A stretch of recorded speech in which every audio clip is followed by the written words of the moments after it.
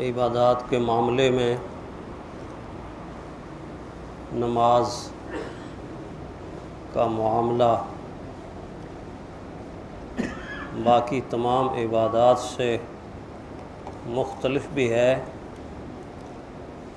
اور جامع بھی ہے، اور جتنی اقسام نماز کی عبادت کی بنتی ہیں اتنی دوسری کسی عبادت کی نہیں بنتی۔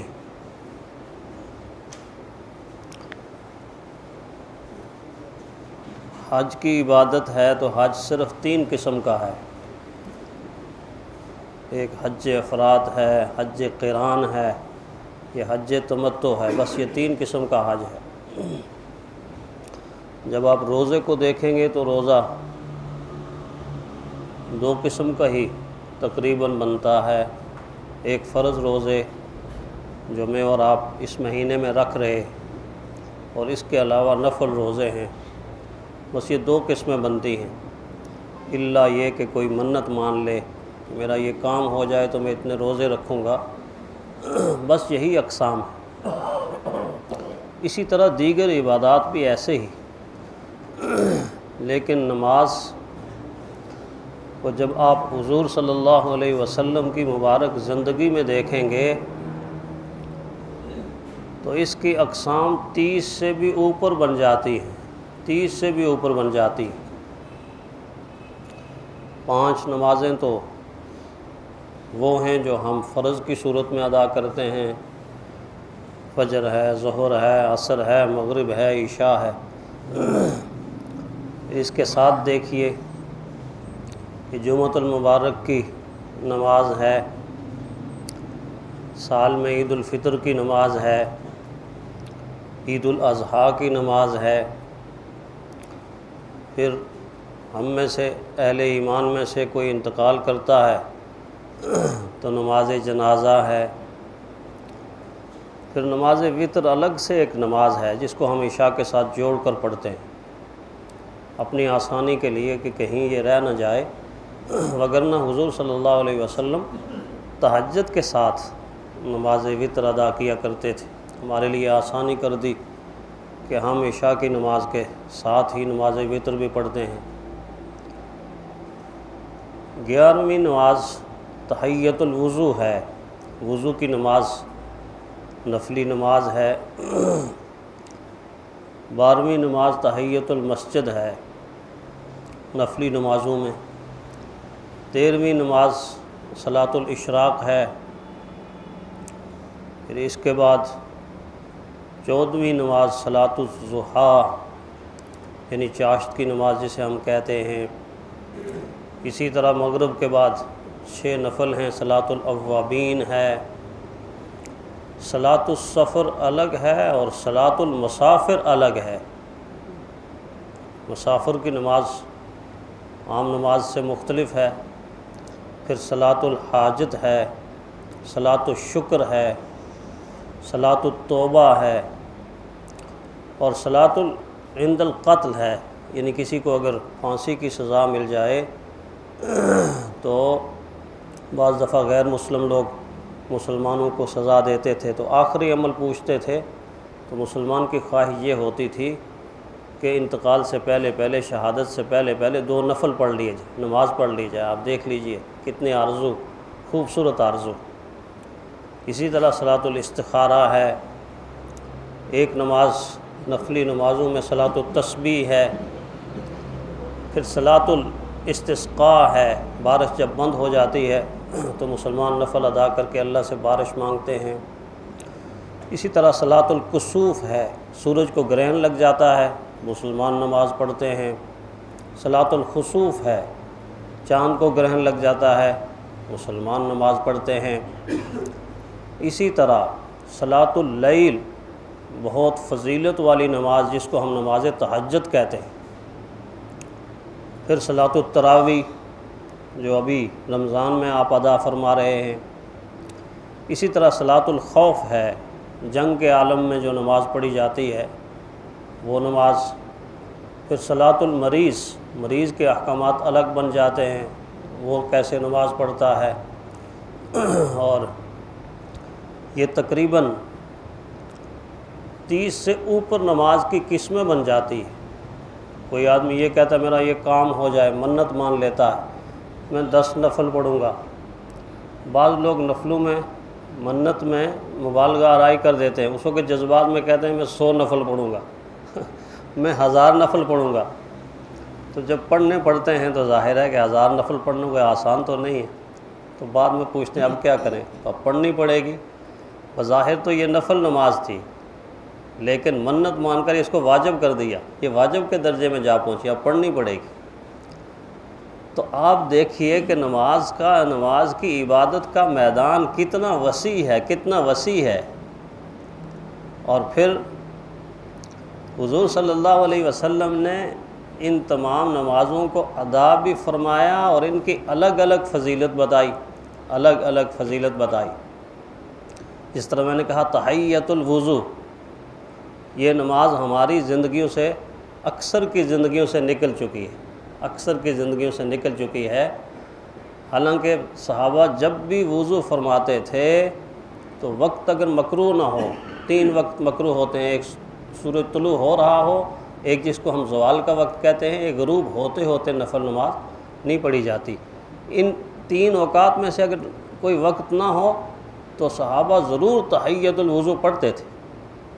بہت پیار تھا اس نماز سے صحابہ کو، یہاں تک کہ حضور صلی اللہ علیہ وسلم نے حضرت بلال سے یہ بات پوچھی کہ اے بلال آپ کون سا اتنا خاص عمل کرتے ہو کہ میں نے جب اللہ تعالیٰ کی جنت دیکھی اور جنت میں آپ کے قدموں کی آہٹ سنی تو حضرت بلال رضی اللہ تعالیٰ عنہ نے فرمایا کہ میں جب بھی وضو کرتا ہوں تو وضو کرنے کے بعد 2 رکعت نماز نفل ادا کرتا ہوں۔ کتنی بڑی فضیلت ہے کہ 2 رکعت نماز نفل ادا کرنے سے بندہ فرش پہ چل رہا ہے اور قدموں کی آہٹ جنت سے آ رہی ہے۔ اسی طرح تحیۃ المسجد، مسجد میں آنے کے بعد 2 نفل پڑھنا۔ ہم تحیہ کے لفظ سے اصل میں گھبرا جاتے ہیں، آتا نہیں نا، تو ضروری نہیں کہ یہ لفظ آئے، دل میں یہ ارادہ ہو کہ مسجد کے نفل پڑھ رہا ہوں، دل میں یہ ارادہ ہو کہ وضو کے نفل پڑھ رہا ہوں، کوئی ضروری نہیں کہ یہ نفل آپ اسی طرح پڑھیں کہ میں تحیۃ المسجد کی نیت کرتا ہوں، کوئی ضروری نہیں یہ لفظ ادا کرنا، مسجد کے نفل پڑھ رہا ہوں، وضو کے نفل پڑھ رہا ہوں۔ تحیۃ المسجد حضور کو اتنی پیاری تھی، اتنی محبوب تھی کہ ایک صحابی حضور صلی اللہ علیہ وسلم کی خدمت میں حاضر ہوئے تو رسول اللہ صلی اللہ علیہ وسلم نے ان سے فرمایا جاؤ پہلے 2 نفل پڑھو، پھر میری مجلس میں آ کے بیٹھو، پھر مجھ سے ملاقات کرو، واپس کر دیا۔ تو آپ کو معلوم ہے کہ حضور صلی اللہ علیہ وسلم کے روضے پر جب زیارت کے لیے لوگ جاتے ہیں تو 2 کام پہلے کر کے جاتے ہیں۔ ایک مسجد سے باہر تھوڑا سا صدقہ کرتے ہیں، تھوڑا سا صدقہ، کسی کو 1 ریال دے دیا، 2 ریال دے دیے، اس کی پابندی ہے، یہ کرنی چاہیے۔ اور دوسرا مسجد نبوی میں پہلے 2 نفل پڑھتے ہیں، اگر وقت ہو تو تحیۃ المسجد پڑھ کے پھر حضور صلی اللہ علیہ وسلم کے روضے پہ حاضری دیتے ہیں۔ تو یہ تحیۃ المسجد کے نفل یہ بہت فضیلت والے ہیں۔ اسی طرح جس طرح میں نے بتایا صلاۃ الاشراق ہے جو سورج نکلنے کے بعد پڑھی جاتی ہے، فرمایا جس نے 2 رکعتیں یہ پڑھ لیں، 2 رکعتیں پڑھتے ہوئے کتنا وقت لگتا ہے، اور فرمایا کہ اس کو 1 حج اور 1 عمرے کا ثواب مل جائے۔ کتنی بڑی فضیلت ہے، کتنی بڑی فضیلت ہے۔ اسی طرح صلاۃ الضحیٰ، اس کے بعد جو 9-10 بجے ہم پڑھتے ہیں جس کو چاشت کی نماز بھی ہم کہتے ہیں، یہ کم از کم 2 رکعت ہے، اور زیادہ سے زیادہ 12 رکعتیں بھی حضور صلی اللہ علیہ وسلم نے پڑھی ہیں۔ اور فتح مکہ کے دن حضور صلی اللہ علیہ وسلم نے 8 رکعتیں پڑھی۔ اور اس نماز کی فضیلت میں یہ بات بتائی کہ انسان کے بدن کے 360 جوڑ ہیں، ہر جوڑ کے اوپر ایک صدقہ واجب ہوتا ہے۔ اگر ایک انسان یہ 2 رکعتیں ہی پڑھ لیتا ہے تو اس صدقے کا اجر اس کو مل جاتا ہے، اسی طرح صلاۃ الاوابین ہے جو 6 رکعت ہم نماز مغرب کے بعد پڑھتے ہیں، اس کا بھی اللہ جل شانہ نے بہت ثواب رکھا ہے۔ اگر یہ 6 رکعتیں کوئی اخلاص کے ساتھ پڑھتا ہے، حدیث میں آتا ہے 12 سال کی نفلی عبادت کا اس کو اجر مل جاتا ہے۔ رکعتیں ہیں 6، اور اجر کتنا بڑا؟ 12 سال کی نفلی عبادت کا اجر اس کو مل جاتا ہے۔ اسی طرح ایک نماز تو مدینے میں ایسی ہے کہ 2 رکعتیں پڑھنے پر 1 عمرے کا ثواب ملتا ہے۔ وہ کون سی نماز ہے کہ فجر کی نماز مسجد نبی میں پڑھی اور پھر وہاں سے اٹھ کے چلے گئے مسجد قباء میں، اور مسجد قباء میں جا کر 2 رکعت نماز اشراق پڑھ لی تو 1 عمرے کا ثواب۔ اب دیکھ لیجئے عمرہ تو مکہ میں ہوتا ہے، لیکن مدینہ میں رہتے ہوئے بھی اللہ تعالیٰ نے کس طرح دروازہ کھول دیا کہ وہاں رہتے ہوئے بھی تم عمرہ کر سکتے ہو، عمرے کا ثواب لے سکتے ہو، نفلی عمرہ۔ اسی طرح صلاۃ الحاجت ہے، صلاۃ التسبیح ہے جو حضور صلی اللہ علیہ وسلم نے اپنے چچا کو سکھائی اور فرمایا روزانہ پڑھ لیا کرو، اگر نہیں پڑھ سکتے تو ہفتے میں 1 مرتبہ، نہیں پڑھ سکتے تو مہینے میں 1 مرتبہ، نہیں پڑھ سکتے تو کم از کم سال میں تو 1 مرتبہ پڑھ لیا کرو۔ اور فرمایا یہ ایسی نماز ہے کہ اگر سمندر کی جھاگ کے برابر بھی کسی کے گناہ ہوں، صغیرہ گناہ مراد ہوتے ہیں ایسے، تو فرمایا اس نماز کے پڑھنے سے اللہ تعالیٰ تمام معاف فرما دے گا، اس نماز کے پڑھنے سے اللہ تعالیٰ تمام معاف فرما دے گا۔ اور نماز تہجد کی تو فضیلت ہی بہت زیادہ ہے، الگ سی فضیلت ہے۔ حضرت علی رضی اللہ تعالیٰ عنہ فرماتے ہیں کہ حضور نے فرمایا جنت میں ایسے بالا خانے ہیں جو اتنے صاف شفاف ستھرے کہ ان کا منظر اندر سے باہر اور باہر سے اندر کا منظر نظر آتا ہے۔ اللہ کے نبی سے پوچھا گیا جب یہ بیان فرما رہے تھے حضور اللہ کے نبی یہ کن لوگوں کو ملیں گے، تو حضور نے فرمایا اچھی گفتگو کرنے والے، گالی سے پاک، چغلی سے پاک، بہتان سے پاک اور ان جھوٹ سے پاک گفتگو، اچھی گفتگو ہوتی ہے۔ اچھی گفتگو کرنے والے، اچھا کلام کرنے والے، دوسروں کو کھانا کھلانے والے، نفلی روزے رکھنے والے، اور آخر میں فرمایا جب لوگ سوئے ہوئے ہوں تو وہ اٹھ کر نماز پڑھنے والے، جب لوگ سوئے ہوئے ہوں تو اٹھ کر نماز پڑھنے والے۔ یہ کیسی نماز ہے؟ یہ ایسی نماز ہے کہ اس میں دکھلاوا، ریا، تصنع اور بناوٹ بھی نہیں ہوتی، اس لیے کہ تہجد کے وقت انسان اکیلا ہوتا ہے، کوئی دیکھنے والا نہیں ہوتا۔ تو یہ ساری کی ساری نمازیں جو اللہ تعالیٰ نے حضور صلی اللہ علیہ وسلم کے ذریعے سے ہمیں سمجھائی ہیں، کوشش کرتے رہنا چاہیے کہ ہم اپنی زندگی کے اندر ان نفلی نمازوں کی عادت بنا لیں، اور ان کی عادت اللہ سے قریب اور قریب تر کرتی جائے گی۔ اللہ تعالیٰ ہمیں صحیح طور پر نماز ادا کرنے کی توفیق عطا فرمائے۔